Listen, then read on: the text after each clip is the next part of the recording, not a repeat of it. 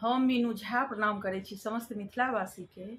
महाशिवरात्रि के शुभ अवसर पर में एकटा नचारी लऽ कऽ उपस्थित छी अपन माताजी के संग। महाशिवरात्रि के बहुत बहुत शुभकामना समस्त मिथिलावासी के। धन्यवाद। जय मिथिला, जय मैथिली। भोला के देखैल बेकाल भेल जियरा, भोला के देखैल बेकाल भेल जियरा। के चढ़ावे अक्षत चंदन के बेल पतिया, के चढ़ावे अक्षत चंदन के बेल पतिया, के चढ़ावे आहो भोला धतूरा के कलिया, के चढ़ावे आहो भोला धतूरा के कलिया।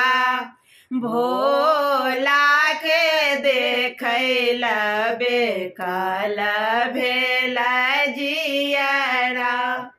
पंडित चढ़ावे पान फूल पुजारी बेल पतिया, पंडित चढ़ावे पान फूल पुजारी बेल पतिया।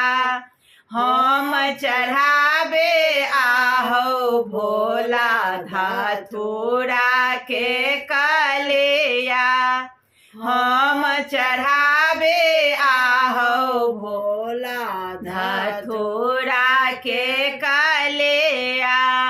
भोला के देखैल बेकाल भेल जियरा। के मांगे अन्न धन के मांगे देहिया, के मांगे अन्न धन के मांगे देहिया, के मांगे आहो भोला दर्शन देबा कहिया, के मांगे आहो भोला दर्शन देबा कहिया।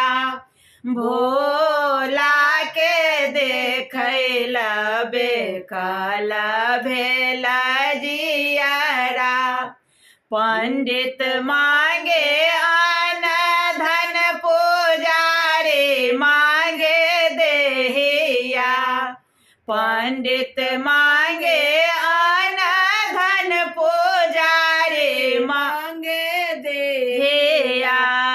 हम मांगे आहो भोला दर्शन देबा कहिया, हम मांगे आहो भोला दर्शन देबा कहिया। भोला के देखैल बेकाल भेल जियरा।